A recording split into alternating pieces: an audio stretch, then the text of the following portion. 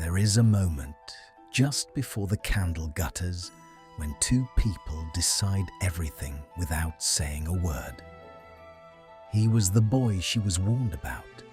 She was the girl he was never meant to want. And in the hush between curfew and dawn, a touch neither of them planned to rewrite the whole castle. We begin right here.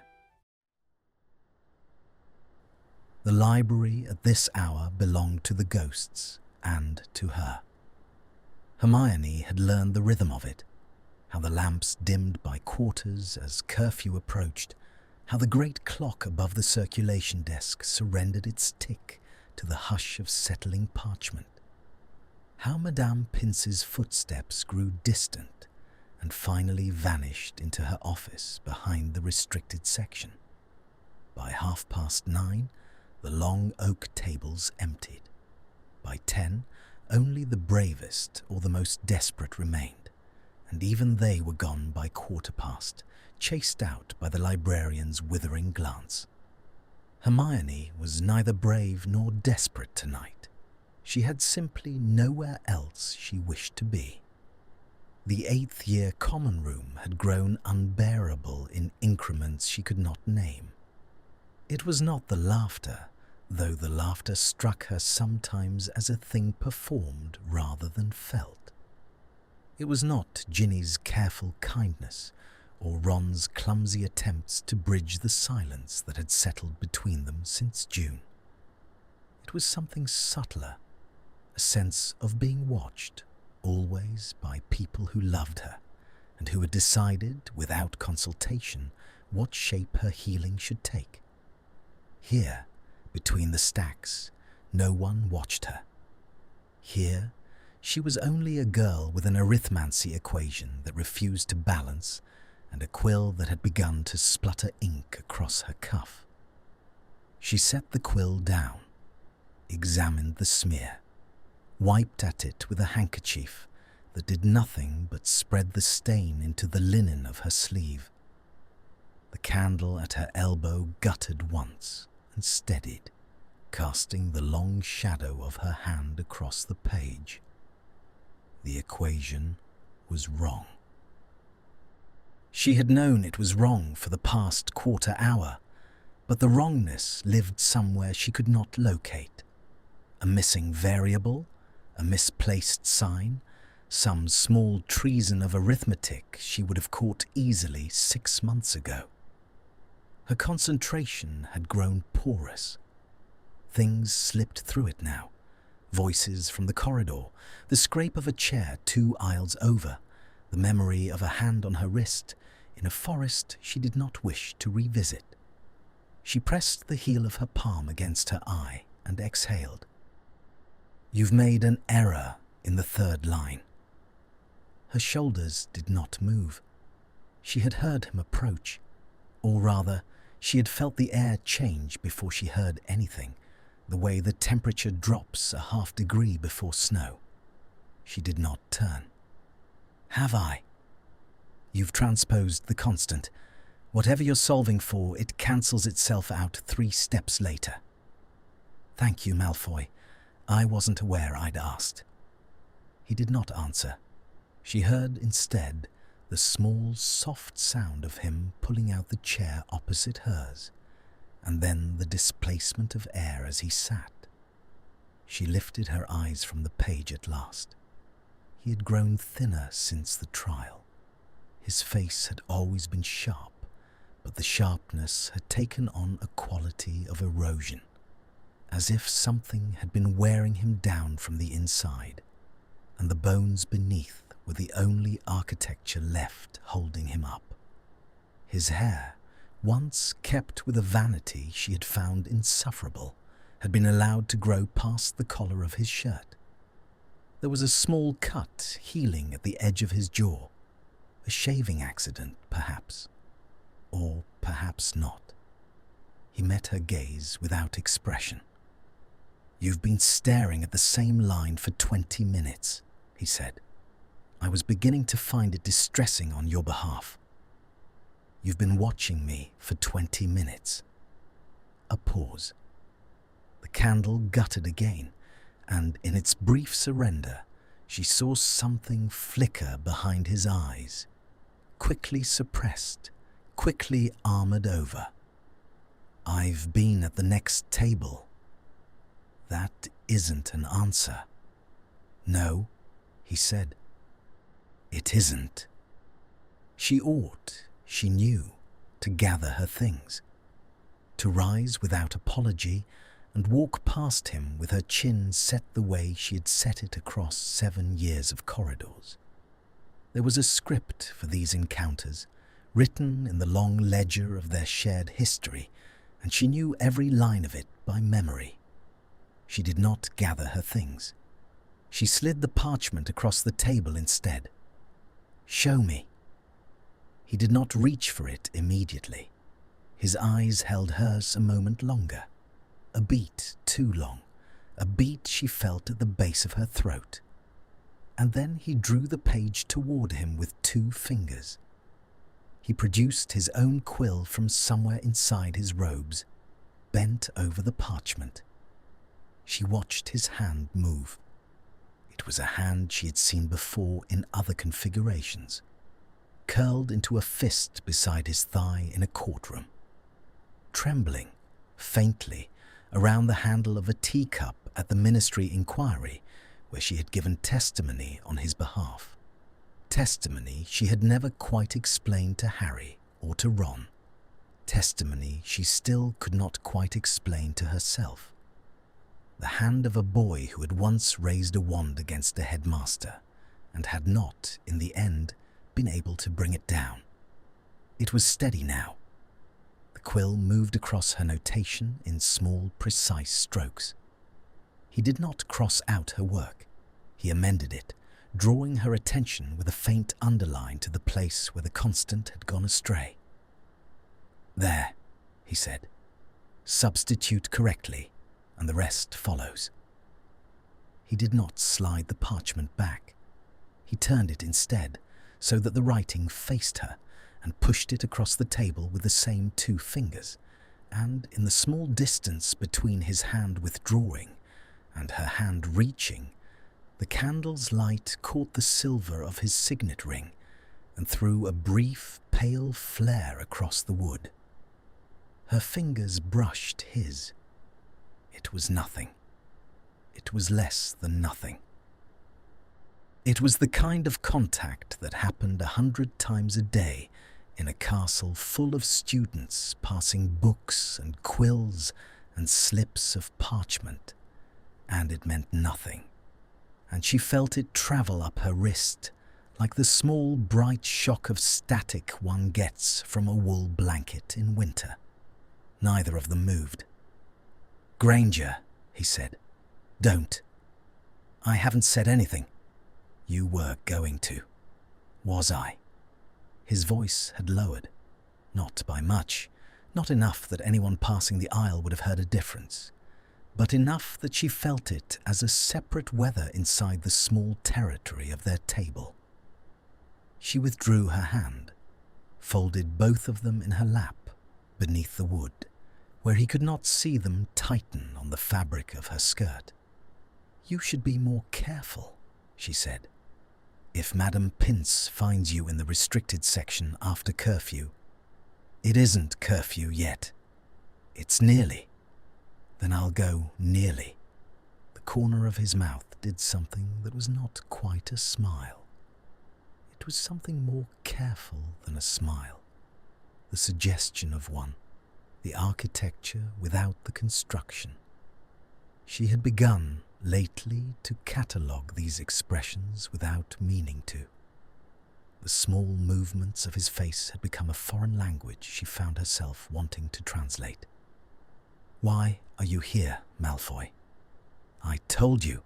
I was at the next table." "That's where you were. It isn't why." He was quiet for a long moment. His eyes had moved from her face to the parchment between them, and from the parchment to the candle, and from the candle to a place somewhere beyond her shoulder that contained nothing she could see. When he spoke again, his voice had thinned. "I sleep badly. The library is quiet. She had not expected honesty. She had expected another deflection, another smooth turn of phrase polished smooth by years of misuse, and the plainness of what he had given her instead sat between them on the table like an object she did not know how to handle. "Oh," she said. "Don't make it into something." "I wasn't going to." "You were going to." "Was I?" She had borrowed the cadence from him deliberately. He noticed. The corner of his mouth did the small, careful thing again, and this time it almost reached the rest of his face, and she felt the bright shock travel up her wrist a second time, though he had not touched her. "Granger." "Yes." "Your equation. What about it? You still haven't substituted." She looked down, picked up her quill. The ink had nearly dried on its nib, and she had to dip it again, and her hand was less steady than she would have liked. And when she set the quill to the parchment, she felt his eyes on the side of her face, the way one feels the warmth of a hearth across a darkened room. She wrote the substitution. The numbers fell into place beneath her hand like obedient children. The equation balanced. "There," she said, more softly than she had intended. "There," he echoed. She lifted her eyes. He was closer than he had been. He had not moved. She would have heard him move. But the table between them had narrowed somehow, the candle's light drawn tighter around the small territory they shared, and his face was no longer wearing the careful arrangement he had brought to it. Something had loosened at the edge of his mouth. His eyes had darkened a half shade, the grey gone slate, the slate gone almost black in the dim. She did not move either. "Hermione." He had never used her given name, not once, in 7 years of corridors and classrooms and the small, narrow battlefield of every shared lesson. The sound of it in his voice was not what she would have expected. Not slick, not deliberate, not calculated for effect. He spoke it the way one speaks a word in a language one has just learned, testing it, uncertain of the pronunciation, already half regretting the attempt. "Don't," she said again. But it was softer this time. It was not really a word at all by the time it left her.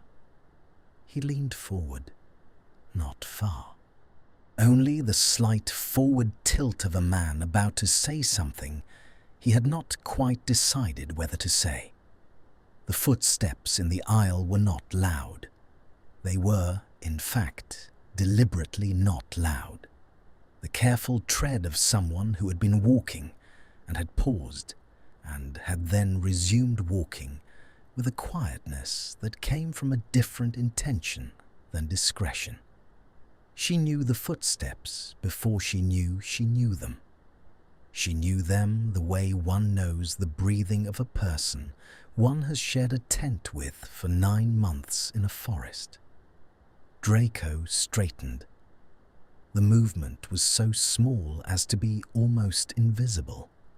Only the slight withdrawal of his shoulders, the slight retreat of his hand from where it had been resting near the edge of the parchment. But it was complete.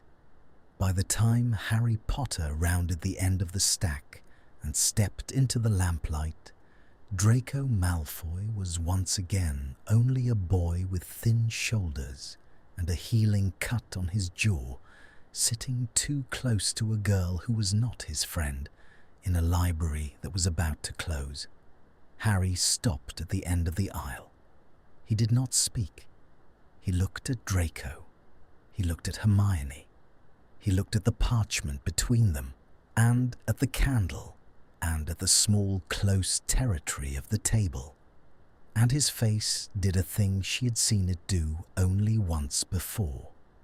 In the great hall in May, when he had looked across the bodies on the stone floor and found among them a face he had loved.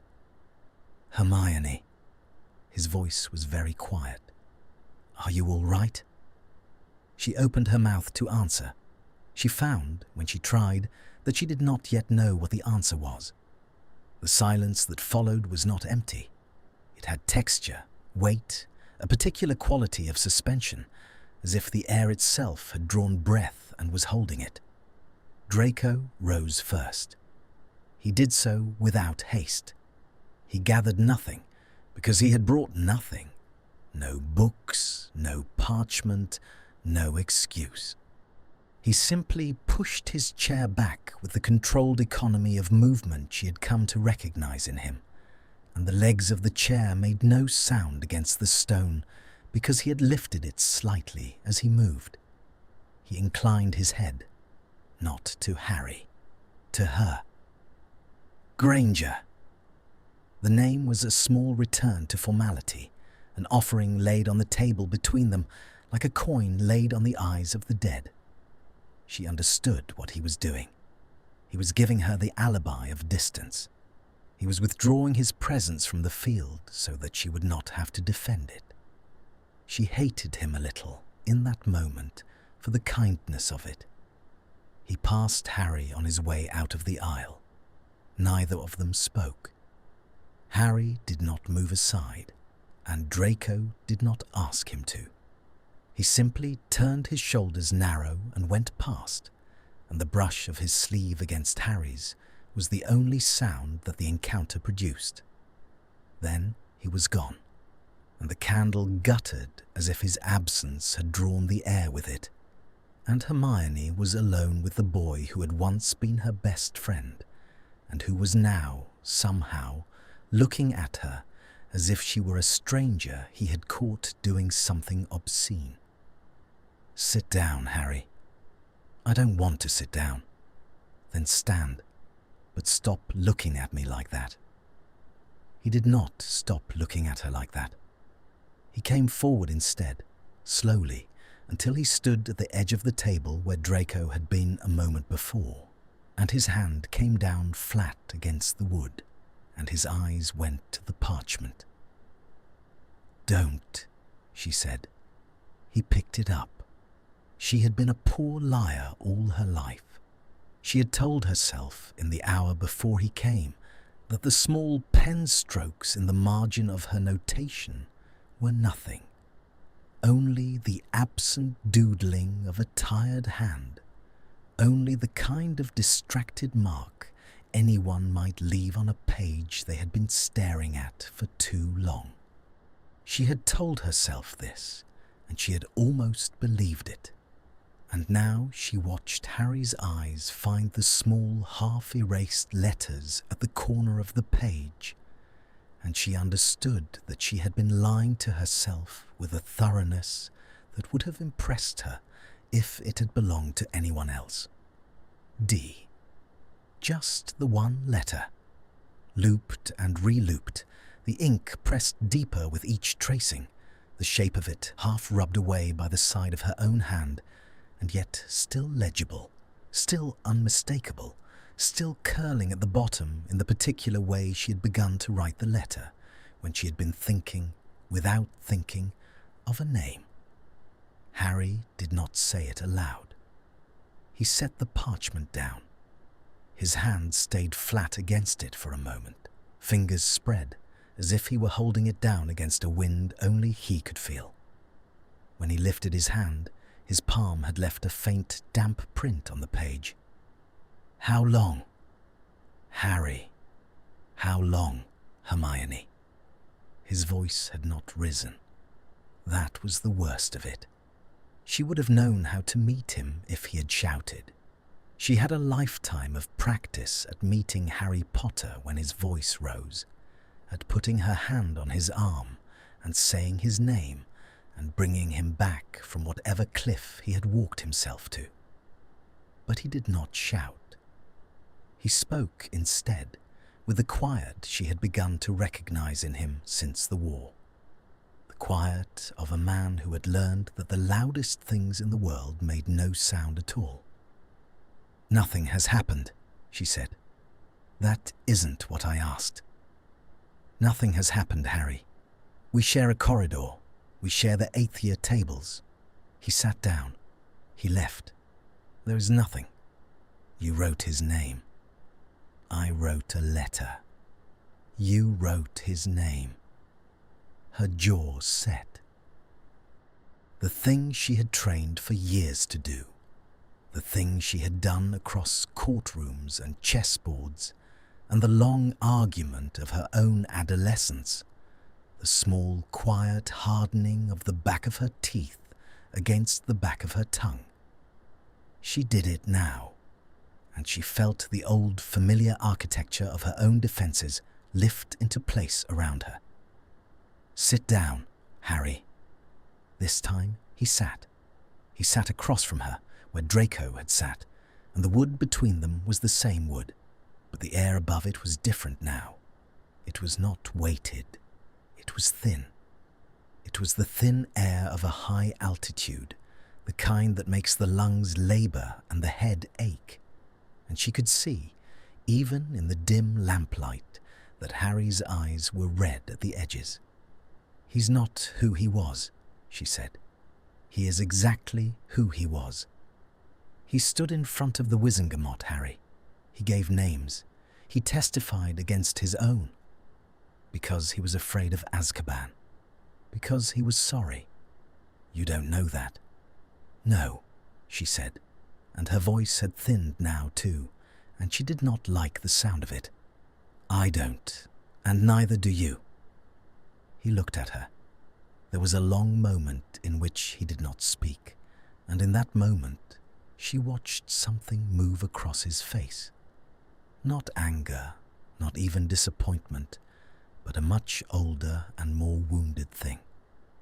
Something that had to do with the tent and the forest, and the long winter when there had been only the two of them, and the radio, and the cold. I'm not telling you what to do. That is exactly what you are doing. I'm telling you to be careful. I have been careful, she said. Every single day of my life, Harry Potter and I am tired of being told to be careful by people who have never once been careful themselves. The words came out before she had selected them. She heard them land, and she watched his face register the impact. And she did not, as she might have done a year ago, reach to soften the blow. He was quiet for a long moment. That isn't fair. No, she agreed. It isn't. Very little is. He looked down at his hands. They were folded against the table now, the knuckles of the right one scraped raw. She had not noticed before. He had been doing something. Practice, perhaps. The training the auras had begun him on, 3 nights a week in a room beneath the castle. He was always coming back from somewhere with new small wounds, and she had stopped asking about them because the asking had begun to feel like a kind of intrusion. I'm worried about you. I know you are. You haven't been. I know what I haven't been, Harry. You don't sleep. Neither do you. You don't talk to Ron. Ron doesn't talk to me. He looked up.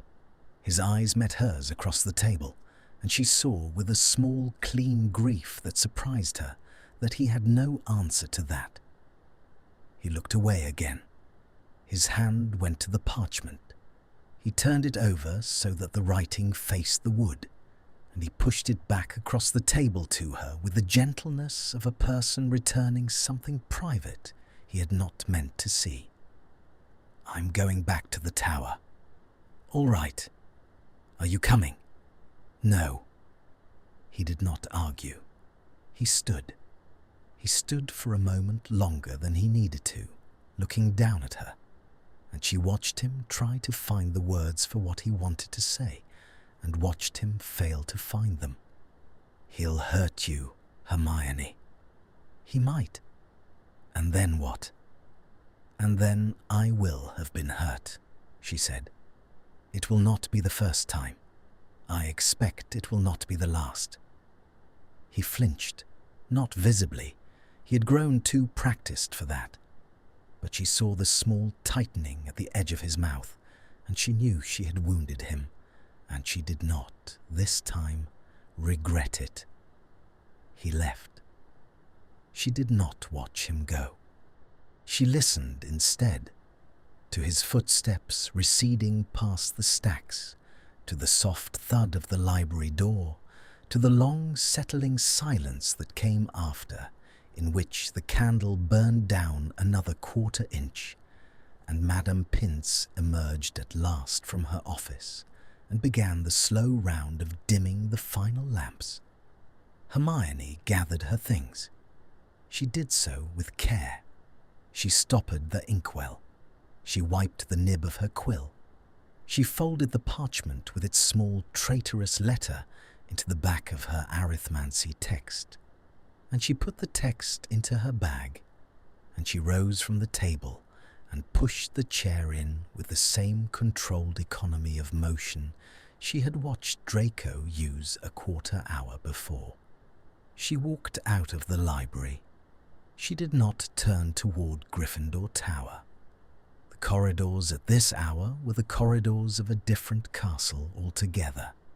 The day's Hogwarts dismantled, the night's Hogwarts assembled in its place, all long shadows, and the low blue burn of the wall sconces, and the occasional far-off cough of a portrait disturbed in its sleep. Her shoes made small, precise sounds against the flagstones. She did not slow them. She did not hurry them. She walked the way she had walked all her life, with the appearance of knowing exactly where she was going. She did not know exactly where she was going. She knew only that he had said he slept badly, and that the library was now closed, and that there was a corridor near the foot of the astronomy tower, where the windows opened westward over the lake, and where the moonlight, on a clear night, fell in long pale rectangles across the stone. She had seen him there once before. She had not, at the time, allowed herself to wonder what he had been doing there. She turned the corner into the corridor. He was standing at the third window from the end. His back was to her. His shoulders were narrow against the moonlight, and his hair, ungelled, had fallen forward over his face, and he was so still that for a moment she thought he might not be breathing. He heard her. Of course he heard her. He did not turn. "Granger! Malfoy! You shouldn't be here. No." She came down the corridor. She did not hurry. The moonlight fell across her in the same long, pale rectangles it fell across him, and the air at this end of the castle smelled of cold stone and of the lake. And somewhere very far away, an owl called once and was answered. She stopped at the window beside his.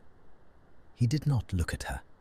His hands were braced flat against the sill, and his knuckles in the moonlight were the colour of bone. "He saw the parchment," she said.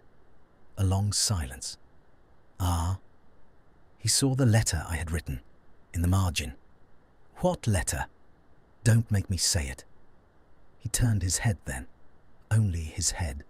His hands stayed where they were, against the stone. His eyes found her face in the silver light, and the slate of them had gone almost black again, the way it had in the library, and she watched him understand what she had said, and watched him decide in the same instant not to make it easier for either of them. Say it. Draco. His name. She had not given it to him before. She watched it land. She watched the small movement of his throat as he swallowed it, and she watched his hand lift at last from the sill and hover in the air between them. Uncertain, half extended, as if he had reached for something and then forgotten what. She lifted her own hand. She set her fingers very lightly against his sleeve. His breath caught. She could feel it through the wool, the small, sharp arrest of it, the failure of his lungs to complete what they had begun. His eyes did not leave her face. His hand, the one that had hovered, came down at last and closed with great gentleness around her wrist. He did not pull her toward him. He did not need to. She had already taken the step. She had taken the step, and the step could not be ungiven. His hand at her wrist was not what she had expected. She had, in the small private hours when she had refused to admit she was thinking of him, imagined his touch as a thing of the same composition as the rest of him. Cold, mannered, drawn from a long pure-blood inheritance of ornamental restraint. The hand around her wrist was none of those things. It was warm. It was unsteady. The pad of his thumb had come to rest without instruction against the small blue vein at the inside of her wrist, where her pulse was doing something it had not been asked to do. He did not speak. Neither did she. The moonlight fell between them in its long, pale rectangles, and the lake beyond the window lay flat and silvered like a sheet of beaten pewter. And somewhere in the rafters above the corridor, a draught moved through the old stones and made the tapestry at the far end shiver against its rod. "You shouldn't have come," he said. "I know." "Then why?" She looked down at his hand around her wrist. The signet ring caught a thin edge of moonlight along its rim. She had seen the ring 100 times over 7 years, and she had never, until this moment, known what was engraved on its face. A serpent, she saw now, coiled around something she could not quite make out in the dim. A wand, perhaps. A staff. "Because Harry told me not to." The honesty of it surprised her. It surprised him, too. She felt his thumb still against her pulse, and his eyes, when she looked up, had narrowed by a degree. "Ah, that isn't... Don't." He let go of her wrist. Not roughly. He simply opened his hand, the way one releases a small bird one has caught and examined and decided not to keep, and he stepped back from the window by half a pace, and the cold air rushed into the small territory his body had been occupying. She felt the loss of him as a physical thing, a sudden draft along the inside of her wrist where his thumb had been, a small hollow opening at the base of her throat. "Draco! Don't use that name when you've come here as a piece of correspondence to Potter. That isn't what this is. Isn't it?" She opened her mouth to answer, closed it again. The honesty she had begun with had betrayed her, and she could not now retract it without compounding the offence, and she stood with her hand still half lifted in the air between them, and watched him assemble his face back into the careful arrangement he had brought to the library. "It is," she said at last. "Partly. I won't pretend it isn't." He looked at her for a long moment. The slate had gone out of his eyes. They were the colour of cold water now, of something that had once been warm and had been allowed to chill. "Thank you," he said, "for the courtesy of not lying about it. It isn't only that." "No? No. Then what else?" She had no answer ready. She had spent the walk from the library composing arguments she could mount against Harry, and none against herself, and now, standing in the moonlight with the question put plainly to her by the only person whose answer mattered, she found that she had no language for what the rest of it was. "I don't know," she said. "That isn't enough. I know it isn't." "Then go back to the tower, Granger." He had gone back to her surname. The withdrawal of her given name was a small, cold thing that struck her harder than she would have predicted. She watched him turn his face back toward the window. She watched the line of his jaw set itself into the particular hardness she remembered from 100 classrooms, and she understood that he was giving her again the alibi of distance, that he was opening the door for her to walk back through it without consequence, and that he was doing it because he had decided somewhere in the last 10 seconds that she would not have been able to do it for herself. She did not move. "I'm not going back to the tower." "Then where will you go?" "I don't know that either." The corner of his mouth did something, not the careful suggestion of a smile from the library, something thinner, something closer to grief. "You know a great deal less tonight than is customary for you." "Yes." "It doesn't suit you?" "No." Another silence. Below them, very faint, came the sound of the clock in the entrance hall striking the half-hour. 10:30. Past curfew now for the 8th years, who were permitted only the 1 hour beyond the rest. The corridors, for any other student, would be a hazard. For them, for the two of them, standing in moonlight at the foot of the astronomy tower, the corridors had become a kind of private country, governed by laws neither of them had written. He turned his head back to her. "Sit down." It was not what she had expected. She blinked at him. "Sit down," he said again, and he gestured with his chin toward the deep stone embrasure of the window, where the sill cut wide enough to serve as a bench, and where she had, once, sat alone in her 6th year reading a book whose title she could no longer remember. She sat.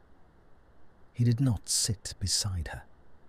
He stood at the next window over, his shoulder against the stone mullion, his hands gone into his pockets in a posture she recognized from the trial, a posture of held composure, of a man who had learned that the body's small defiances would betray him if he did not give them somewhere harmless to rest. "Tell me about Potter," he said. "What?" "Tell me about Potter." "What he said. All of it." "Why?" "Because if I am to be the instrument of your defiance, Granger, I would prefer to know the dimensions of the offence." The dryness of it almost made her laugh. She did not laugh. The thing in her chest was too tight for laughter, but she felt the shape of one move through her ribs and die before it reached her mouth. "He told me to be careful.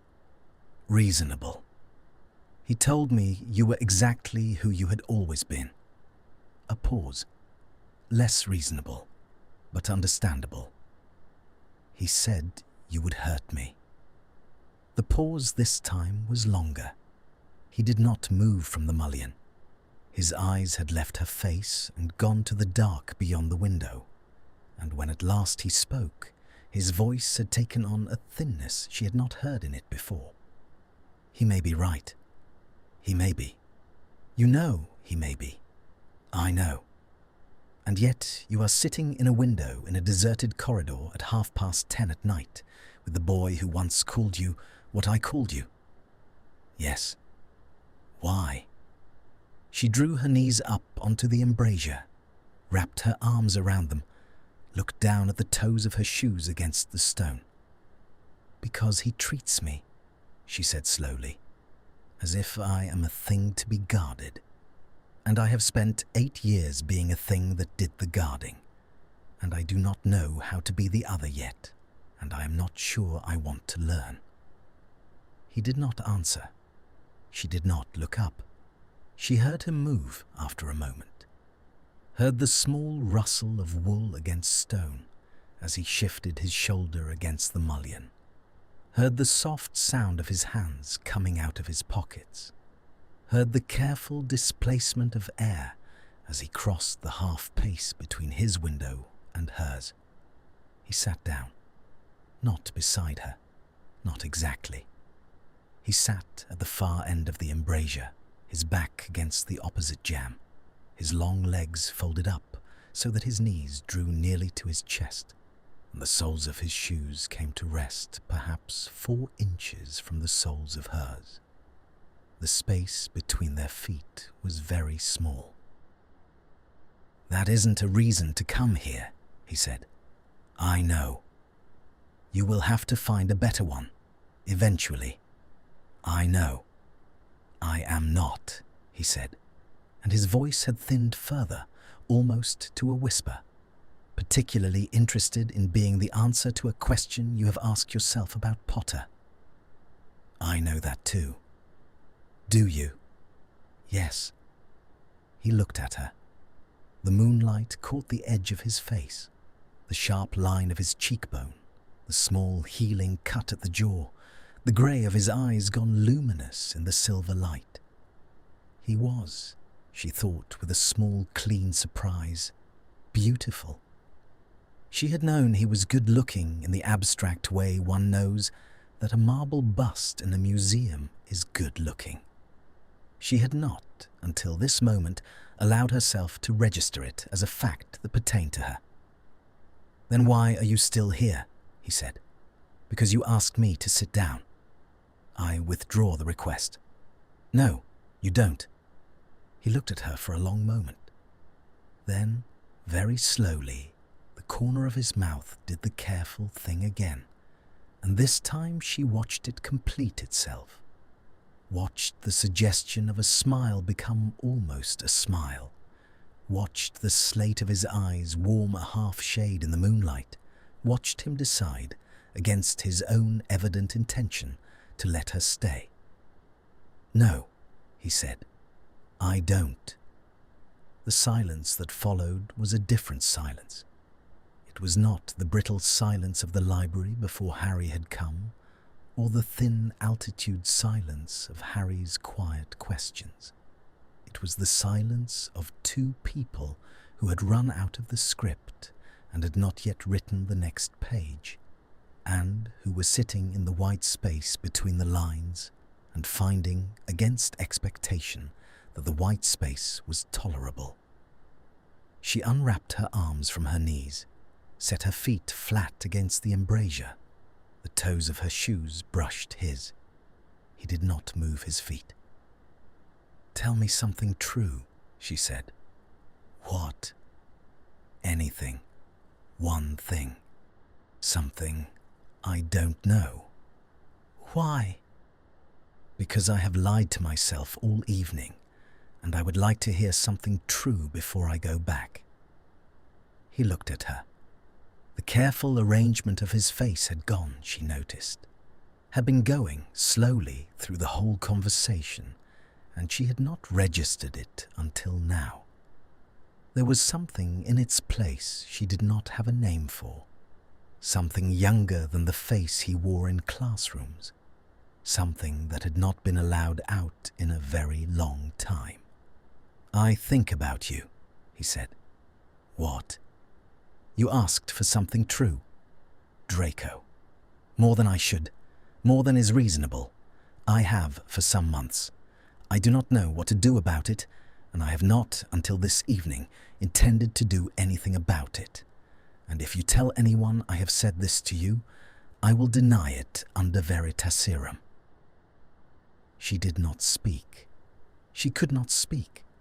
The thing in her chest had grown so tight that she was not sure her lungs were operating, and her hand, of its own accord, had come to rest against the stone of the embrasure between them, and his hand, after a moment, had come to rest beside it, and the smallest finger of his hand was touching the smallest finger of hers, and neither of them moved. The clock in the entrance hall struck the quarter. Neither of them moved. Their fingers stayed where they were. It was a small thing. It was the smallest thing.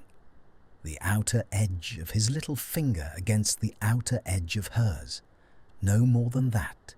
No movement to confirm or extend it. Only the bare fact of contact held perfectly still on the cold stone of the embrasure between them. She had known, without needing to test the theory, that if either of them shifted by so much as a breath, the contact would resolve into something, a withdrawal, or a deliberate folding of one hand over the other, or some third thing she could not yet name. And so she did not shift. She did not breathe in any pattern that would have moved her hand. He, too, was breathing carefully. She could see it. Out of the corner of her eye, she could see the small, careful rise of his shoulder against the moonlight. The small, careful fall. Each breath measured the way one measures liquid into a flask when the precision matters. The clock in the entrance hall finished its striking, and the long silver silence resumed. "I will have to go back eventually," she said. "Yes." "He will be waiting." "Yes." "He won't be angry. He will be worse than angry. He will be quiet." "I have noticed that about him." She turned her face toward him. He had not moved his hand. His head rested back against the stone jamb of the window, the long, pale line of his throat exposed to the moonlight, and his eyes had closed. Not in sleep, not in anything like surrender, but in the way a person closes their eyes when the thing in front of them is too much to be looked at directly for any sustained length of time. "What will you do?" she asked. "When I go back?" "Stay here a while longer. And then go to the dungeons. Lie in a bed I do not sleep in. Wait for morning." He said it without performance. There was no self-pity in it, no shaped grief, only the plain reporting of a fact. And the plainness of it made her chest tighten in a way that the more ornamented version would not have done. "You really don't sleep?" "No." "Why?" He opened his eyes. He did not turn his head. He looked up instead at the rib of the vaulted ceiling above them, where the moonlight did not reach, where the stone went into a darkness that the corridor torches at the far end could not relieve. "I close my eyes," he said, "and I see a room. I have been in many rooms in the last 2 years, and the room I see is not always the same one. Tonight, perhaps, it will be a different room than it was last night. Sometimes the room contains people I have known. Sometimes it contains people I have only read about. Sometimes the room is the drawing room at the manor, and sometimes it is a cell at the ministry, and sometimes it is a place I do not recognize at all. But the light in it is always the same light, and I know the light, and I would prefer not to look at it. So I do not close my eyes, so I do not sleep." She had no answer to that. She did not try to manufacture one. There were responses she could have given, the trained sympathers she had learned to give Harry in the long winter of the tent, the brisk practicalities she had given Ron in the months after Fred. And none of them would have been honest in this corridor, beside this person, on this night. She let the silence be the answer. She let her finger stay against his. "I have been told," he said after a while, "that this will resolve itself with time." "By whom?" "A healer. The ministry assigned one to those of us who were not sent to Azkaban. It is, I believe, considered part of our rehabilitation." "Does she help?" "She is a perfectly competent woman." "That isn't an answer." "No, it isn't." He turned his head at last. His eyes met hers across the small distance of the embrasure, and she saw, with the same clean surprise she had felt earlier when she had registered his face as beautiful, that he was tired in a way she had not understood before. not the tiredness of a missed night's sleep, the tiredness of a person who had been holding something very heavy for a very long time, alone, and who had not been permitted by his own hand or any other's to set it down. "I have not told this to anyone," he said. "I know. It would be very inconvenient if you were to repeat it. I won't. Even to Potter. Especially to Potter." He looked at her a moment longer. Then, very slowly, he did the thing she had not been expecting him to do. He turned his hand. He turned it palm up against the stone, so that the small finger of her hand was no longer touching the small finger of his, but was resting instead against the inside curve of his palm. And after a moment, with a slowness that suggested he was waiting for her to refuse the gesture, he closed his fingers around hers. He did not look at his own hand. He kept his eyes on her face. "Tell me to let go," he said, "and I will." She did not tell him to let go. Her hand inside his was the smaller of the two by a long margin. His fingers folded over the back of hers, and she felt the cool press of the signet ring against her knuckle, and the small worn ridge of a callus on his middle finger that she had not known was there. Wand callus, she thought, in the place hers also lived, and the steady, warm pulse at the heel of his palm, where her own pulse had begun, of its own accord, to answer it. "I should be afraid of you," she said. "Yes." "I'm not." "You should remedy that." "Should I?" "It would be the prudent course." "I have spent my whole life," she said, "being prudent." The corner of his mouth did the thing again, and this time it was not a careful thing, and it was not a thin thing. It was almost, for a brief, unguarded moment, the smile of a boy who had not yet been broken in any of the rooms whose light he had described to her. She watched it, and she felt something in her chest do a small, dangerous thing, and she did not look away. "Hermione." "Yes." "I need you to understand something." "Yes." He was very quiet for a moment. His hand around hers did not tighten. It did not loosen either. It simply held the way a thing holds when it has decided that letting go is not an option presently available to it. "I do not have a great deal to offer," he said. "You know what my name is. You know what was done in my house. You know what I did and what I failed to do, and what I will spend a great part of my life attempting, without much expectation of success, to make some small repair against. There are rooms in this castle I cannot enter. There are people in this castle who will not look at me. I expect this to be true for a long time. I do not know whether it will ever cease to be true. If you are looking for something that will make Potter angry tonight, and that you can return tomorrow, I am the wrong choice.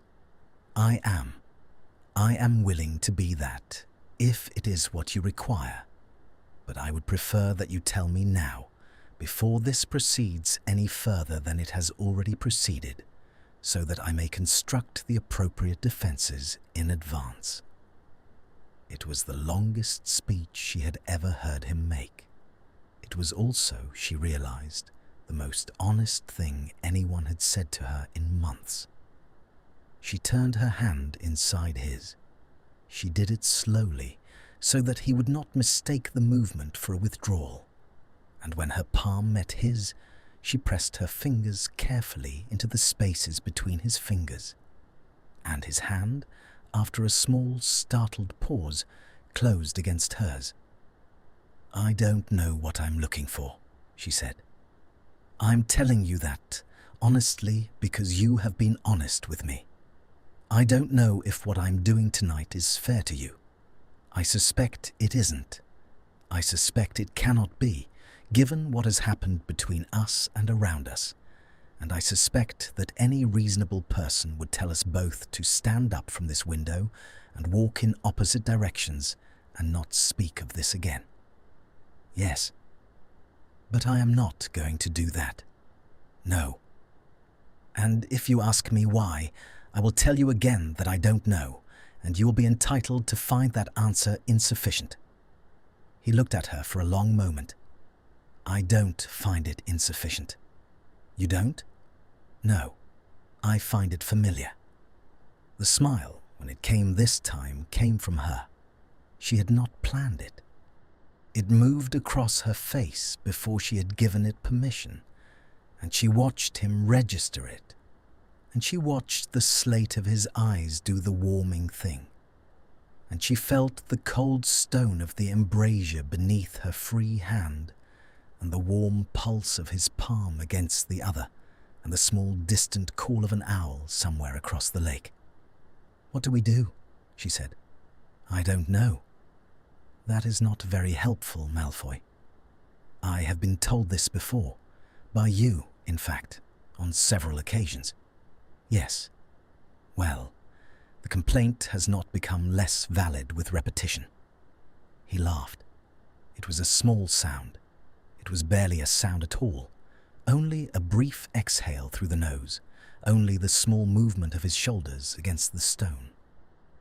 But it was a laugh, and she had never heard him laugh before, not in her presence, not in any way that had been directed at something other than another person's pain, and the sound of it did something to her that she did not have language for.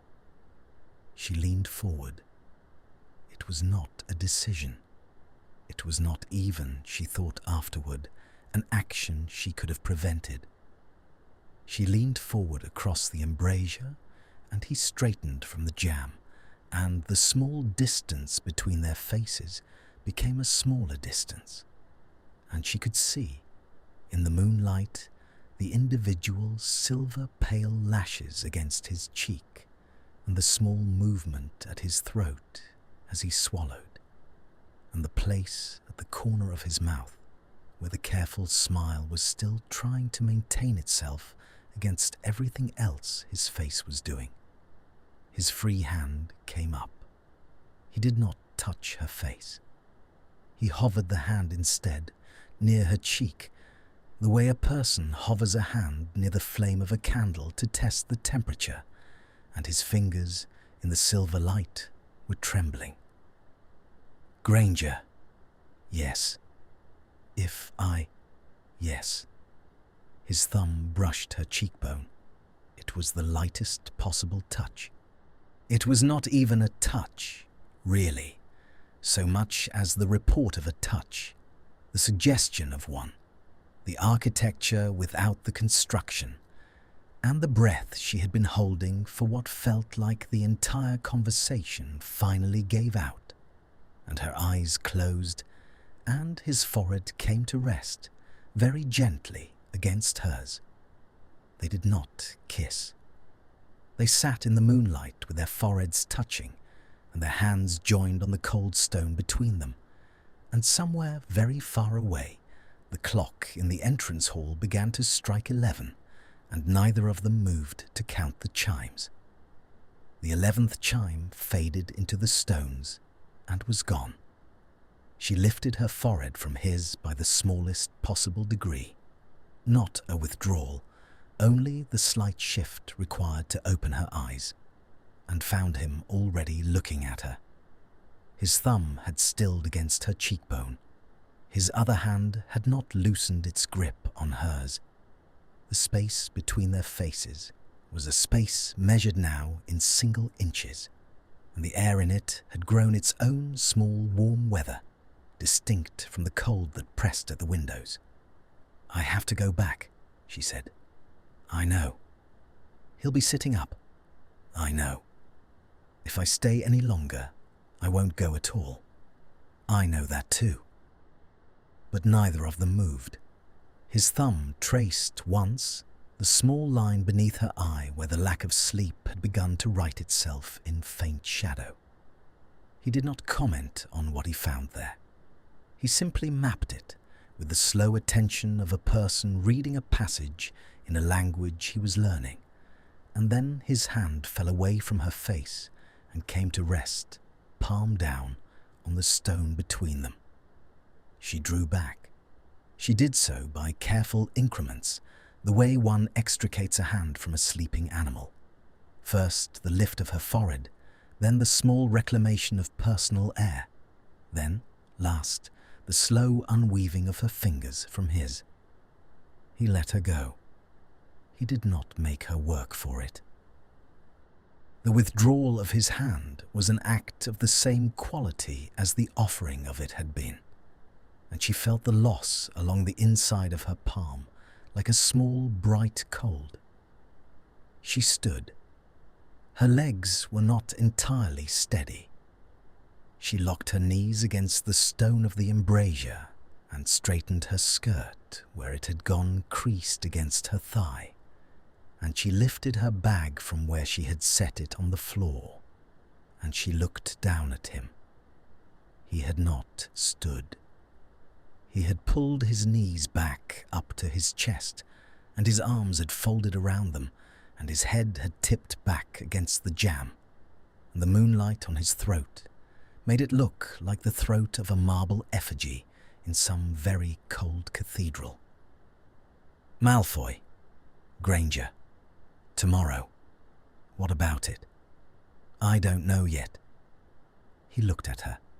The careful smile had not returned, and the unguarded one was not coming back tonight, but there was something in his face that had not been there at the start of the evening. A small, quiet acknowledgement, the recognition by one besieged country of another, a flag raised across a great distance to indicate that the signal had been received. "All right," he said. She walked away. She did not look back. She had made it a practice all her life never to look back from the doorways of rooms in which something had happened to her, and she did not break the practice now, and her footsteps along the corridor were louder than they had been on the way in, because she had stopped trying to soften them. The walk to Gryffindor Tower took her 17 minutes. She counted them by the chime of 2 intervening clocks. She did not pass any prefects. She did not pass the caretaker.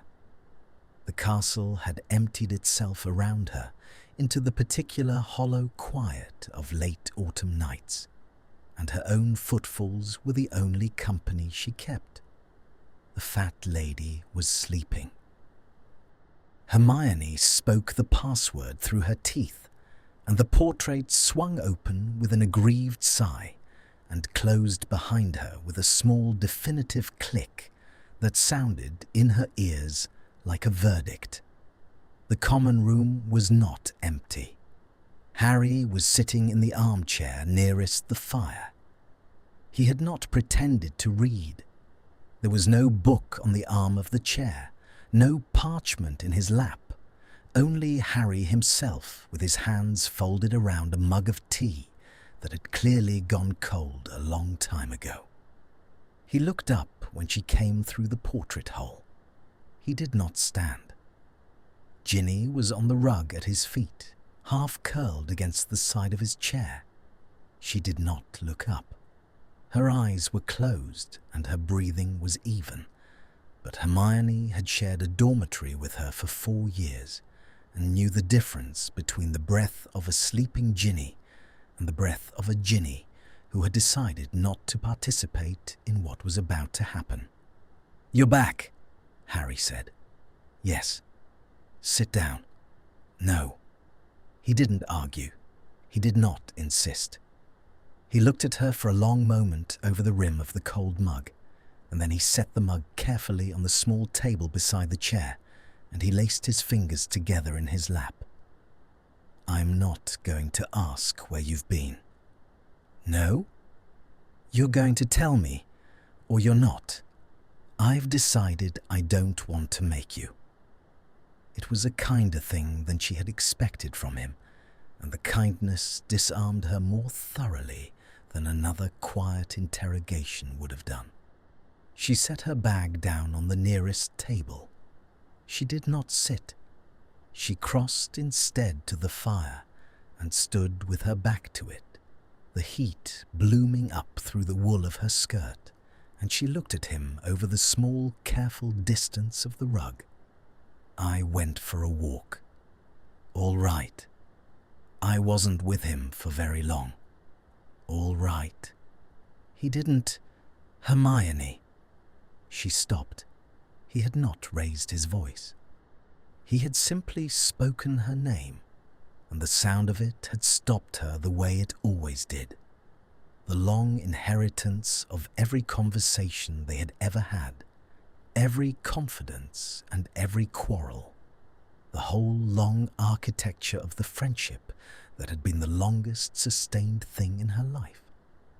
He looked tired. He looked as tired as she had ever seen him look. The scar across his forehead, which had faded over the summer to a thin, pale line, looked almost white in the firelight. "I'm not your father," he said. "I know. I'm not Ron. I'm not your brother. I don't have the right to tell you what to do with any of it. With him. With anything. I know that. I knew it in the library and I said it anyway, because I was frightened, and I shouldn't have. And I'm sorry." She did not answer at once.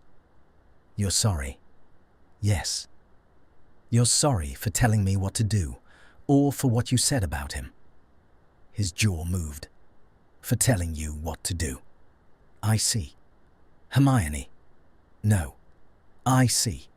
Thank you for the distinction. I will accept the apology in the spirit in which it was offered." He flinched. She had not meant to hurt him. She found, distantly, that she had meant to hurt him a great deal, and that the success of the attempt was producing in her none of the satisfaction she had vaguely expected. She watched him absorb the wound. She watched him decide not to return it. He picked up his mug again and looked into the cold tea and set it down. "I don't trust him." "No. I don't think I'm going to. I want to be honest with you about that." "All right. But I trust you. I have always trusted you. If you tell me you know what you're doing..." "I don't know what I'm doing, Harry." He looked up. "Oh?" "I don't. I haven't known what I was doing for some time. I have continued to behave as though I did, because that is what is expected of me, and because it is easier to continue the performance than to admit it has become a performance. But I do not, in fact, know about him, about any of it. About what I want, or what I am permitted to want, or what kind of person I am supposed to be now that the war is over and no one requires me to be the brave one anymore. She had not planned to say any of it. She heard it leave her, and she watched his face. And she watched, on the rug at his feet, Ginny's eyes open and find hers and hold them. And she understood that Ginny had not been pretending to sleep at all. Ginny had been pretending to be polite, which was a different thing, and that the politeness had now been suspended. "Oh, Hermione," Ginny said. "Don't." "I wasn't going to." "You were." "I was going to say I'm glad you finally said it out loud. That's all I was going to say. It isn't the same as the thing you're refusing." Hermione looked at her. Ginny had sat up. The rug had left a faint pink crease across her cheek, and her hair was coming out of its plait, and she was looking at Hermione with the steady, patient, practical attention of someone who had spent a great deal of the past 2 years watching the people she loved attempt, with various degrees of success, not to come apart. "I'm not going to talk about the rest of it tonight," Hermione said. I'm not asking you to. All right. But I am going to say one thing about it. Ginny. One thing. And then I will go up to bed and you can do whatever you like with it. Or nothing. I don't care. Hermione waited. Ginny tilted her head. The firelight caught the edge of her face and turned it briefly the colour of beaten copper. He looks at you, she said, the way he used to look at the Black Lake from the astronomy tower in 5th year. I sat behind him in astronomy. I noticed. He'd stare at it the whole hour and never write anything down. And once I asked him what was so interesting about a lake, and he said, I remember it exactly. He said, it's the only thing in this castle I'm allowed to want.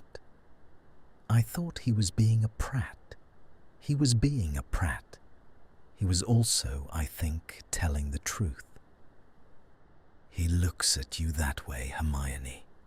Whatever else you decide about all of it, I thought you should know. She got up off the rug. She did not look at Harry. She crossed the common room with the unhurried economy of a person who had said exactly what she had meant to say and had no further business in the room. And she climbed the stairs to the dormitory, and the door closed behind her with the same small definitive click as the portrait hole had closed behind Hermione a quarter hour before. Hermione did not move. Harry did not move. The fire spat once and resettled.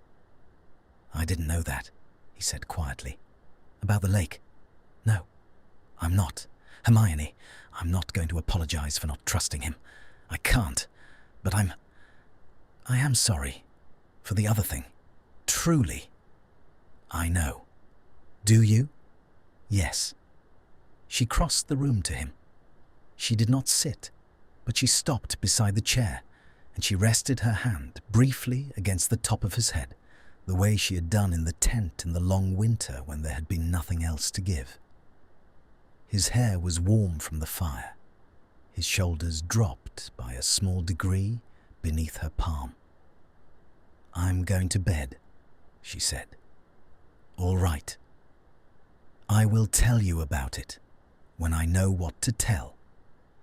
All right. She lifted her hand. She picked up her bag from the table. She climbed the stairs to the dormitory, and she did not turn back from the doorway, and behind her, in the chair by the fire, Harry Potter sat with his cold tea and the long, pale line of his scar, and watched the door of the girls' staircase swing slowly shut. In the dormitory, the curtains around her bed were already drawn. Ginny had lit a small candle on the bedside table and left it burning. Beside the candle, on the pillow, lay a single folded piece of parchment with Hermione's name written across it in Ginny's untidy hand. She sat on the edge of the bed. She picked up the parchment. She did not open it yet. She opened it at last. The parchment was folded once, the crease pressed sharp by Ginny's thumbnail. Inside, in the same untidy hand, 3 lines. Be careful. Not for his sake. For yours. If you need to talk, wake me. If you don't. G. Hermione read it twice. She folded it again along its original crease. She did not put it under her pillow, which would have felt like a confession, and she did not throw it into the small wastepaper basket beside the wardrobe, which would have felt like a refusal. She slid it instead between the pages of her arithmancy text, where she had earlier slid the parchment with the half-erased letter, and the 2 pieces of paper rested now against one another in the same dark, and she closed the book on them both. She did not sleep.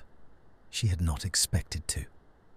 She lay on her back beneath the bed curtains, with the candle Ginny had left her guttering down in its dish, and she watched the small flames shorten by degrees, and listened to the long, even breathing of the other girls in the dormitory, and counted, against her will, the number of hours that remained before the dawn bell.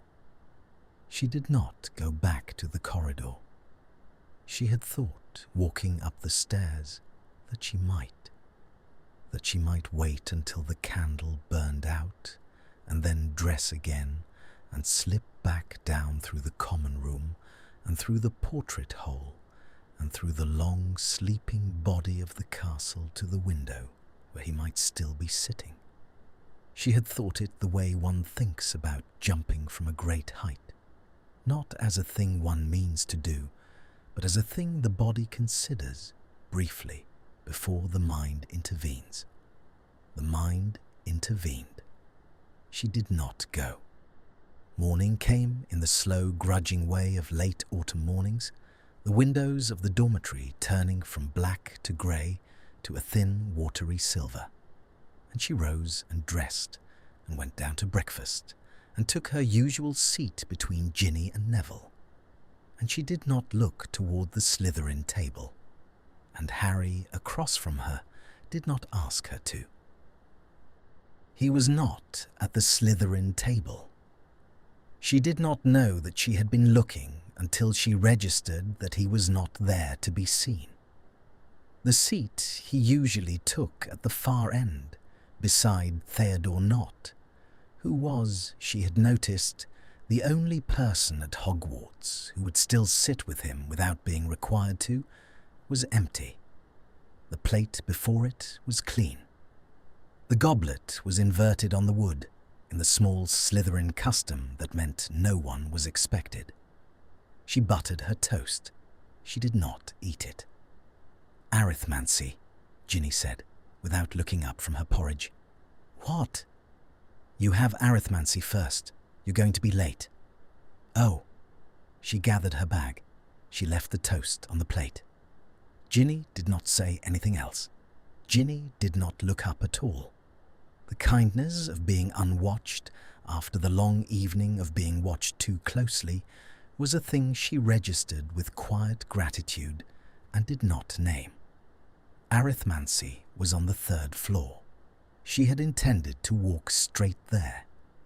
She found, 3 corridors in, that her feet had taken her instead toward the long gallery that ran past the entrance to the dungeon stair, and she did not, when she registered the deviation, correct it. He was not on the stair. He was at the end of the gallery, beside a window that looked out over the herbology greenhouses, where the rain had begun to fall in a thin grey slant across the glass. He had a book open in one hand. He was not reading it. His eyes lifted when she came around the corner, and he closed the book against his thigh with a small, soft sound, and he did not move from the window. She stopped at the far end of the gallery. The distance between them was perhaps 15 paces. The light from the window was the colour of pewter. There was no one else in the corridor.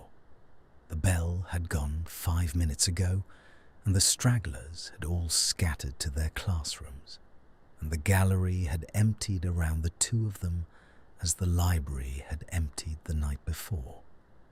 She did not cross the 15 paces. He did not cross them either. "You weren't at breakfast," she said. "No." "Why?" "I wasn't hungry." "That isn't a reason." "No," he said. "It isn't."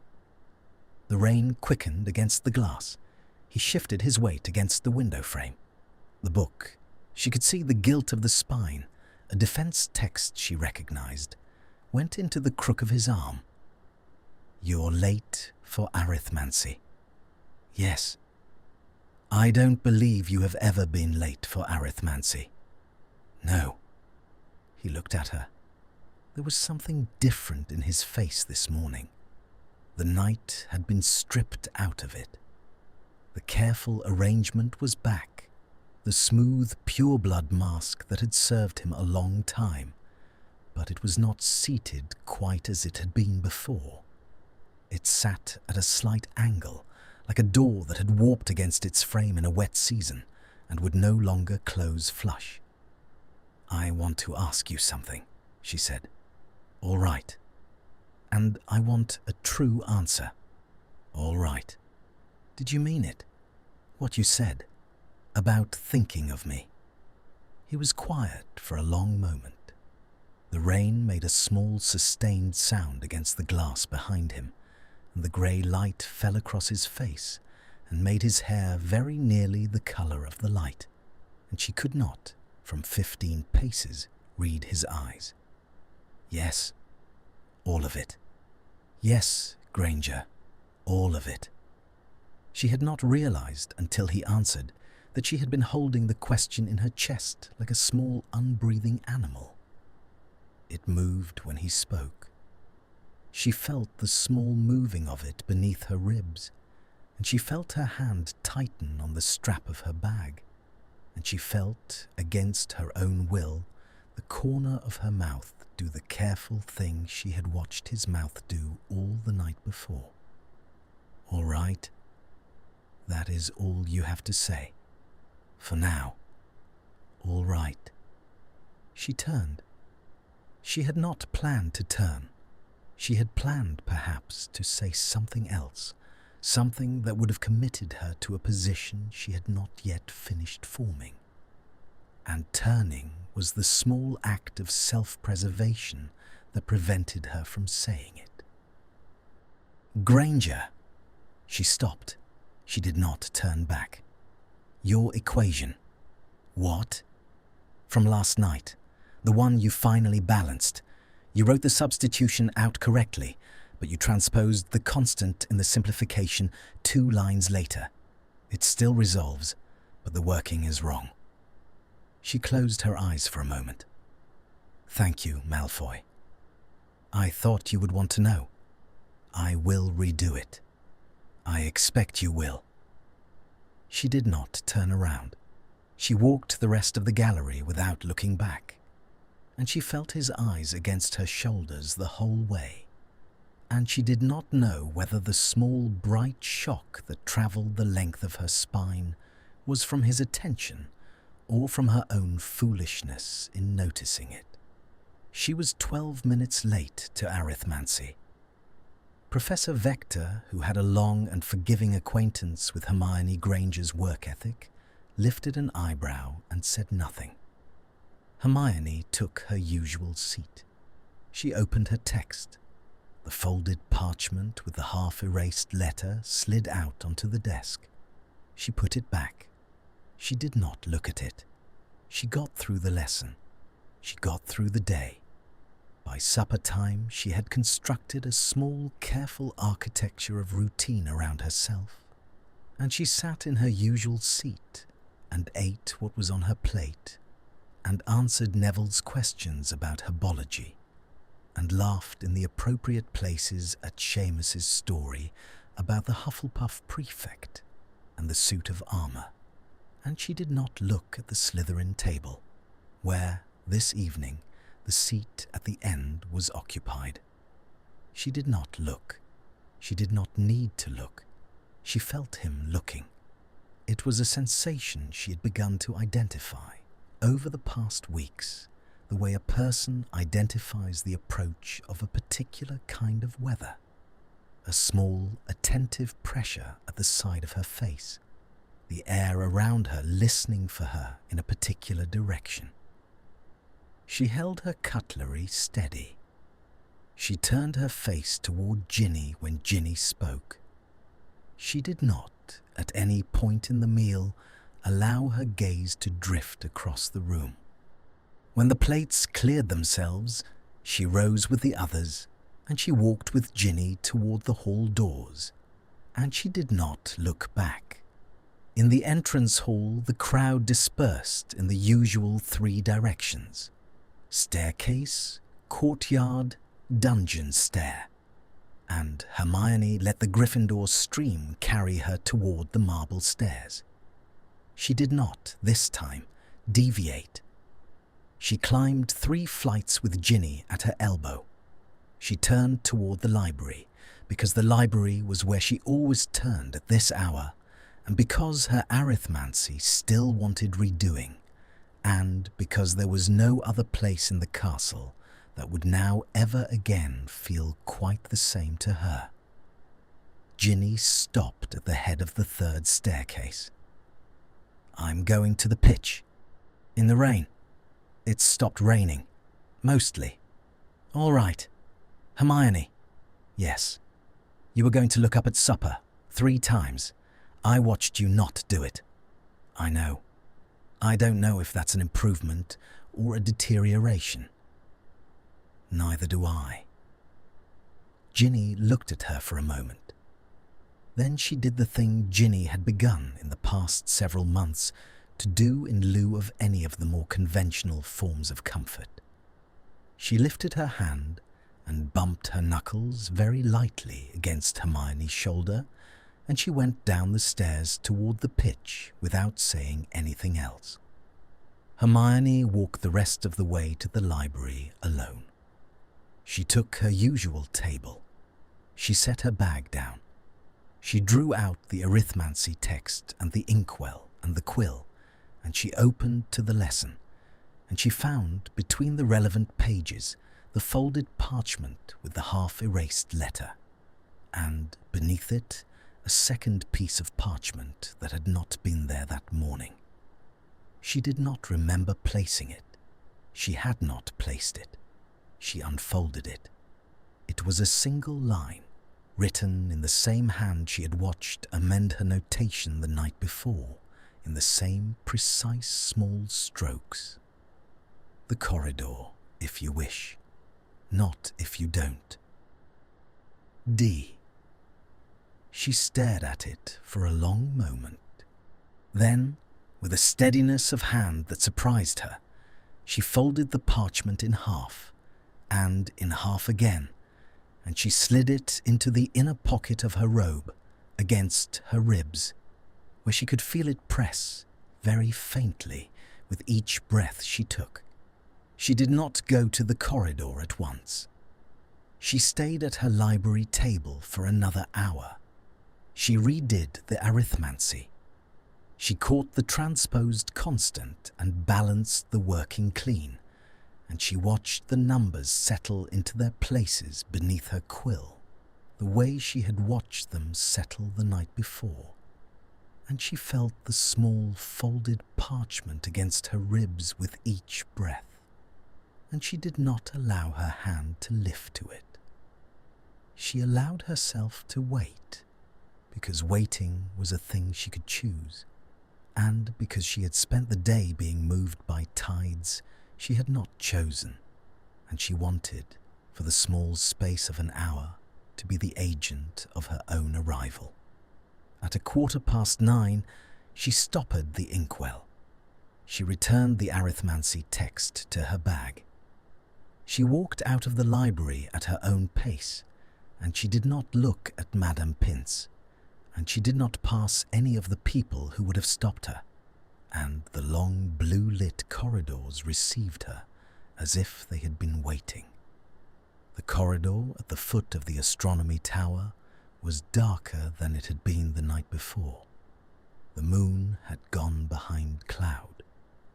The long, pale rectangles she had walked through on the previous evening had been replaced by a uniform low grey, and the lake beyond the windows was a flat black surface that gave back nothing, and the third window from the end held only its own reflection of the corridor torch behind her. He was not at the window. He was further down the corridor, in the deeper dark beyond the last of the torches, where the wall went into a small recess that had once held a statue and now held only the empty plinth and the long shadow of the alcove behind. He had set his back against the stone of the alcove. He was not reading. He was not pretending to do anything. He was waiting, as she had spent the hour waiting, and when he saw her in the corridor torchlight, he straightened from the stone, but did not step forward. She came down the corridor. She did not stop at the window this time. She walked past it, and past the next window, and past the place where the torchlight surrendered to the alcove's dark, and she stopped at perhaps 2 paces from him, where the air around them began to hold its small private weather again. "You came," he said. "Yes. I thought you might not." "So did I." He looked at her for a long moment. The torchlight from the corridor behind her caught only the edge of his face, the line of his jaw, the small healing cut, the silver of one eye. And the rest of him was the same colour as the alcove, and she had to look at him in pieces to assemble him at all. "I should not have written the note," he said. "No?" "It was importunate." "It was a single line on a piece of parchment, Malfoy. I have received more importunate communications from the Prophet. That is not a high bar." "No," she said. "It isn't." The corner of his mouth did the thing again. She watched it. She had begun to wait for it the way one waits for a particular note in a piece of music, and the small, reliable arrival of it tonight steadied something in her chest that had been unsteady all day. "I spoke to Harry," she said. "Ah, and to Ginny. Ginny had things to say. She often does. Yes. And I am here." It was, she thought, not really an answer. It was the answer that contained all the other answers, and she watched him receive it, and watched him decide not to ask her to unpack it further. He inclined his head by a small degree, and he stepped at last out of the alcove. The 2 paces between them became 1. "What did you want?" she asked, "when you wrote the note?" "To see you." "Only that. Only that, Granger. I am trying to learn not to want more than I am owed." It was the kind of sentence he had said in different forms all the night before. She had begun to recognize the particular cadence of his self-reckoning, the small, careful flatness of voice he used when he was telling the truth about himself, as distinct from the smooth, lazy drawl he used when he was telling the truth about anyone else. She set her hand, very lightly, against the stone of the wall beside her. "I am not owed either," she said, "whatever this is. No. And yet I am here. Yes. So perhaps the question of what is owed is the wrong question." He looked at her.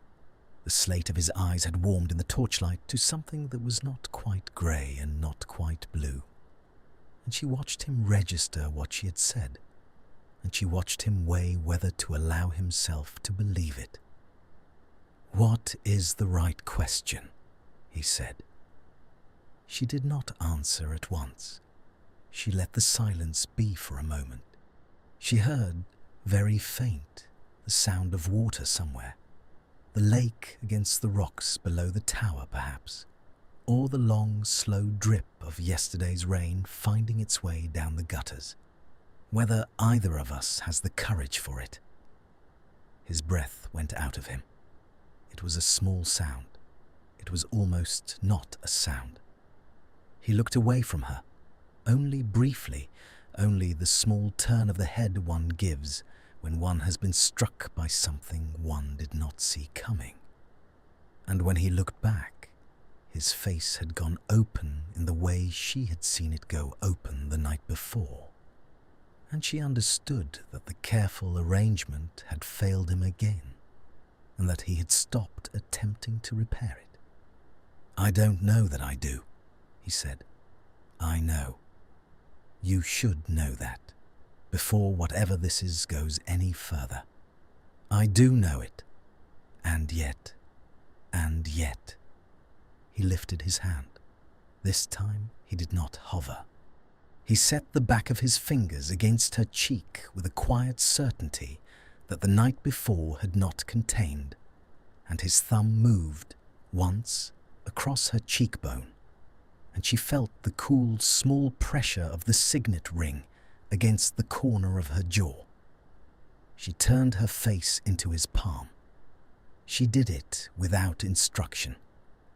Her body moved before her mind had finished forming the permission, and the small turn of her face into the curve of his hand was a small surrender of a kind she had not made before to anyone, and she heard the breath catch at the back of his throat and knew he had registered the surrender for what it was. Hermione, yes, if we do this, I know. There will be a cost. I know. To you, not only to me. To you, Granger. I cannot be a small thing in your life. I do not have the capacity for that. If this is to Draco. If this is to be anything at all, I would rather it was nothing. Do you understand? I would rather you walked away tonight than that Draco. Stop. He stopped. His hand was still against her cheek. His chest, beneath the wool of his robe, was rising and falling at a pace it had not been doing a moment before. She lifted her own hand at last from the stone of the wall and set it, palm flat, against the front of his robe over his heart. She could feel it, the hard, fast beating of it, badly disguised by all the careful architecture of his composure. She left her hand where it was. She did not press. She only kept it there, the small, flat, steady contact of her palm against the wool. And after a moment, his own free hand came up and closed over it and held it there. It is not going to be a small thing, she said. No. No. I have tried all day to make it a small thing in my mind. I have constructed several small, clean stories in which it is a small thing, and I have rehearsed them, and I have failed to believe any of them, and I have come here anyway, and I do not think that is the action of a person to whom this is a small thing. He looked at her. He looked at her for a long moment. The torchlight from the corridor behind her flickered once as a draught moved along the stones, and the shadows in the alcove rearranged themselves, and his face, in the rearrangement, was briefly entirely visible to her. Every line of it, the tiredness and the carefulness and the small unguarded thing that had been hiding behind the carefulness and was now no longer hiding. Then, he said, then. He bent his head. He bent it slowly. He gave her the whole of the small distance to take back if she wished to take it back, and she watched his face come down toward hers, and she felt her own face lift by the smallest of degrees to meet it, and her eyes closed before his mouth had reached her. His breath touched her lips first. It was the warmest thing in the corridor. It was the warmest thing in the castle, perhaps. She felt it against the cold of her own mouth, and she felt his hand tighten by a degree against her cheek, and she felt his other hand still closed over hers against his heart, and she felt the small, narrow space remaining between them, and she felt him hesitate. She did not hesitate. She lifted her face the last small fraction of an inch, and her mouth touched his. It was not what she had imagined in the small private hours when she had imagined, against her will, what kissing him might be. She had imagined something sharp, something quick, something that would have the brittleness of all their other contact, the fast, bright friction of two people who had spent 7 years learning to wound each other in any available register. It was not that. It was none of that. It was slow. His mouth moved against hers with a careful, unhurried attention that she had not known him capable of. There was no claim in it. There was no performance. There was only the small, steady press of his lips against hers, and the slow learning of how their mouths fit, and the soft, warm catch of his breath when she lifted her free hand and slid it into the hair at the back of his neck. He made a small sound against her mouth. It was not a word. It was the sound she imagined a person made when something they had been holding for a very long time was finally taken out of their hands. His arm came around her waist.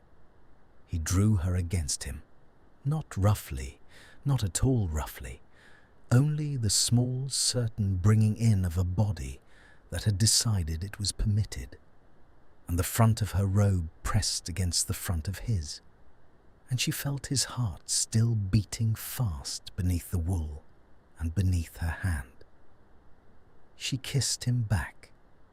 She kissed him with the whole of the small, careful question that had been building in her chest for weeks, and with the whole of the long, slow undoing that had begun in the library the night before, and with the whole of the quiet defiance she had carried out of the common room and up the stairs and through the day and back down the corridors to him. She kissed him as the answer to every question she had refused to ask herself, and when at last she drew back, only a little, only enough to breathe, she found that her eyes were wet, and that his were closed, and that his forehead had come to rest against hers as it had the night before, and that this time it was not an ending, but a beginning. "All right," he said, very quietly against her mouth. "All right," she said back. They did not move for a long time. His forehead stayed against hers. His arms stayed around her waist. Her hand stayed in the hair at the back of his neck, and the other stayed flat against his chest where his heart had begun, by slow degrees, to settle into a more reasonable rhythm. The torchlight from the corridor flickered and steadied and flickered again, and somewhere in the body of the castle a clock struck the half-hour, and they did not count its chimes. When at last she drew back, it was only to look at him. His eyes opened to find hers. The slate of them had warmed all the way through, the cold gone out of the grey, and there was something in his face she had never seen on any face that had ever looked at her. Not Ron's careful adoration, not Victor's surprised tenderness, not the long, quiet love of Harry that had become a kind of weather she lived in. It was something else.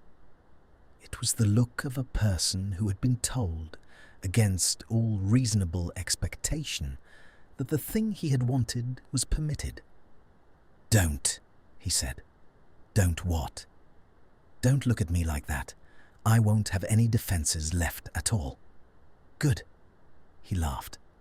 It was the same small, unpracticed sound from the embrasure the night before, and this time she felt it move against her chest, because they were standing close enough that his ribs were her ribs, and the laugh became, by some small alchemy, partly her own. "This is going to be very difficult," he said. "Yes. Potter will not forgive me. Probably not. My mother will not understand. No. There will be letters in the Prophet. Almost certainly." He looked at her. His hand had come up again to her face, and his thumb was tracing the line of her jaw with the same careful attention with which it had traced the shadow beneath her eye in the embrasure. And she watched him gather himself for the thing he was about to say. "And I would still rather have this," he said, "than not have it. I want you to know that. I want it on the record, whatever comes. I know. You have not said it back." She looked at him. The thing in her chest had grown larger over the course of the conversation, larger than the small, unbreathing animal of the morning, larger than the tightness she had carried up the stairs after Ginny's note. It was a warm, full thing now, and it pressed against the inside of her ribs in a way that was not painful, and it wanted out. "I would rather have this than not have it," she said. "Whatever comes." He closed his eyes. He pressed his forehead to hers again. He did not speak for a long moment, and she felt his breath on her mouth and the warmth of his palm against her cheek and the hard living press of his heart beneath her hand. And she understood that he was holding himself very carefully, because if he did not, he would say something he had decided he was not yet permitted to say, and she did not press him to say it. There was time. For the first time in months, perhaps in years, she had the clear, unhurried sense that there was time. "Walk me back," she said, "to the tower, to the staircase. I will go up the rest alone." "All right." He drew back. He did so by careful increments, the way she had drawn back from him the night before, and his hand fell from her cheek, and his arm fell from her waist. And the small loss of him along the front of her body was a thing she registered and did not, this time, mourn, because she had begun to understand that this particular loss would now always be a thing that could be undone. He took her hand. He did not ask. He simply put his hand into hers, and her fingers folded against his of their own accord, and he turned them both toward the corridor. They walked back the way she had come, not quickly. The castle at this hour belonged to them in the way it had belonged to her the night before, only doubled. The long blue-lit corridors received them as if they had been waiting, and their footsteps in the stone made a small, even pattern, and the portraits in their frames slept on. And once, at the turn of a stair, a suit of armour lifted its visor a quarter inch and lowered it again, and Hermione laughed, very quietly, and Draco's hand tightened on hers. They stopped at the foot of the staircase that led up to the 7th floor. He did not climb it with her. They both knew he would not. He turned her toward him at the bottom step, and he lifted her hand, the one he had been holding, and pressed his mouth against the back of her knuckles, against the place where the candle's light had earlier caught the silver of his ring against her skin. "Tomorrow," he said. "Yes. Breakfast. You don't go to breakfast. I will tomorrow." "All right. I will not sit at your table. I do not wish to be the cause of a duel before the porridge has cooled." "Considerate of you. I will, however, look at you from the appropriate distance, with the appropriate restraint. You may consider this fair warning." "Noted."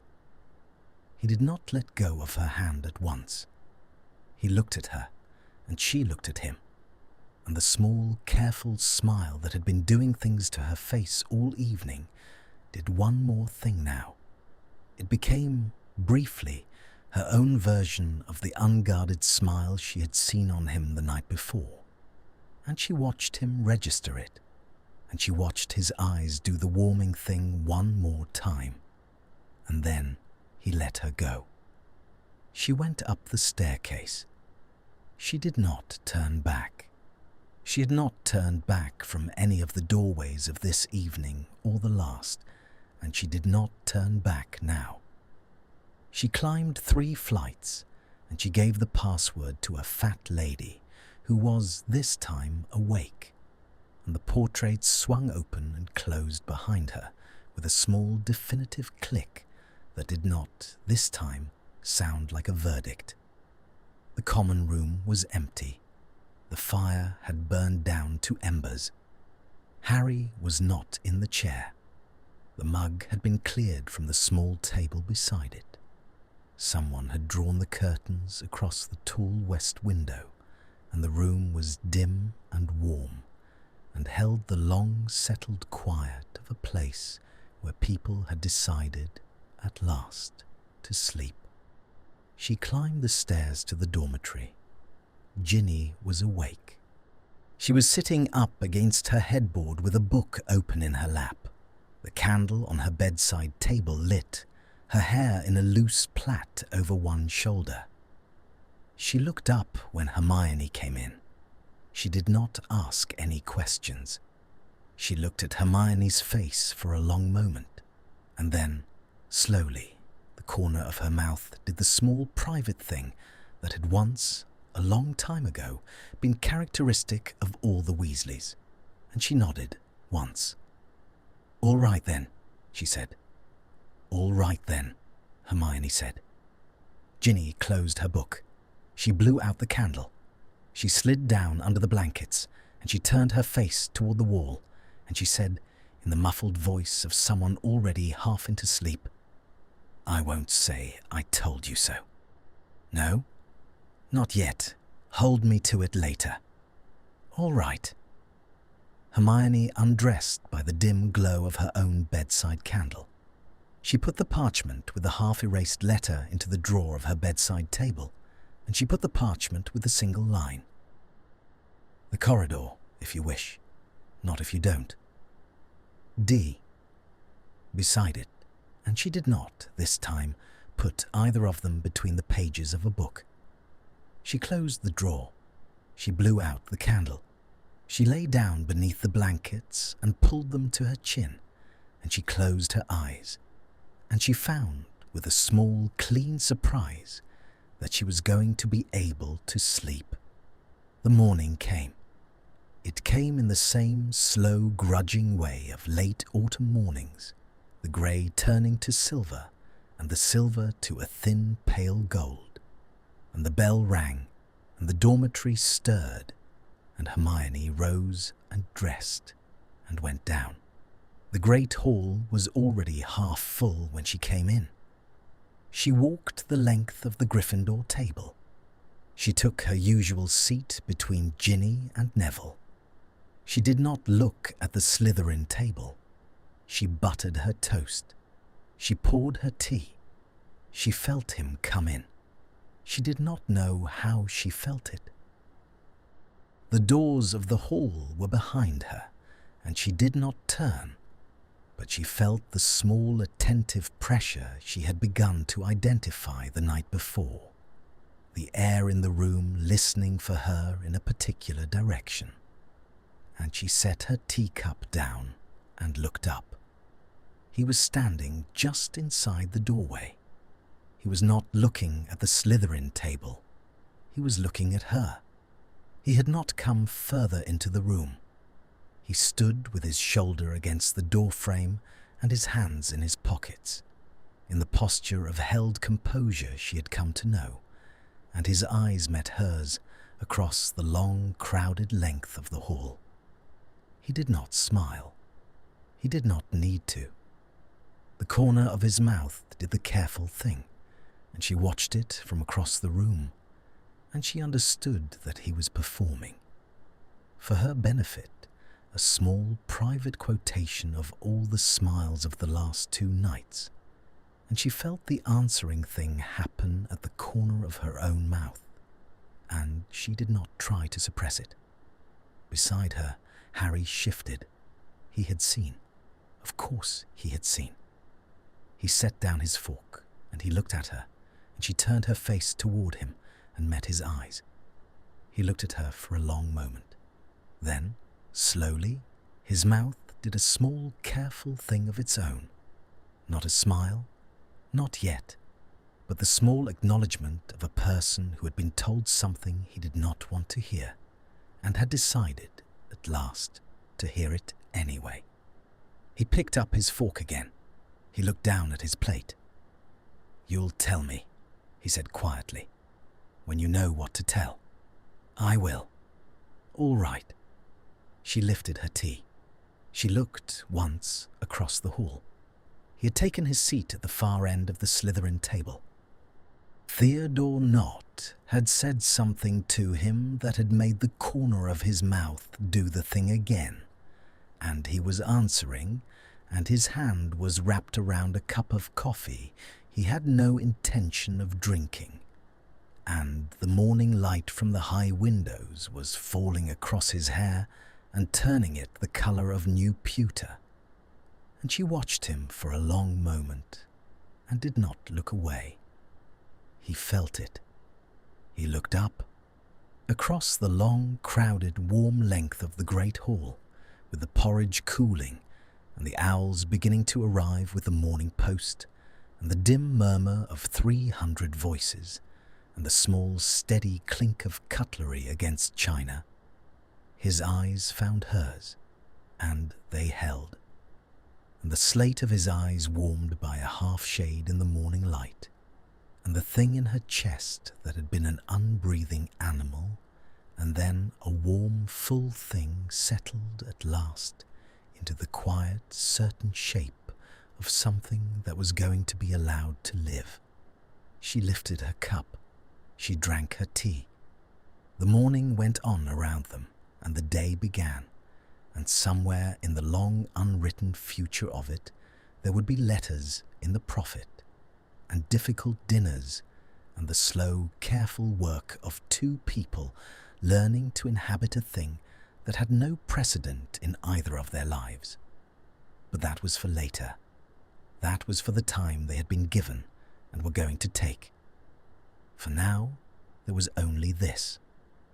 Across the hall, he lifted his cup very slightly in answer. She smiled. He smiled back. So that was their story. I think about them a lot. Draco and Hermione, two people who should never have looked at each other twice, and then they did. What I love most is not the kiss, it is the small things before it. A finger touching a finger on cold stone, a name written in a margin, a boy who cannot sleep telling the truth for the first time in years. I think love often starts like that, not loud, not big, just one small honest moment between two people who are tired of pretending. And I think Hermione was very brave, not because she chose him, because she chose herself. She stopped letting other people decide who she was allowed to want. That is a hard thing. I hope you can do it too when you need to. And Draco, he did not ask to be forgiven. He just stood, were quiet, and let her see him. Sometimes that is enough. Sometimes that is everything. Thank you for staying with me until the end. If this story made you feel something, please leave a like. It helps more than you know. And tell me in the comments, who do you want to hear about next? I'm listening. Take care of your heart. I will see you in the next story.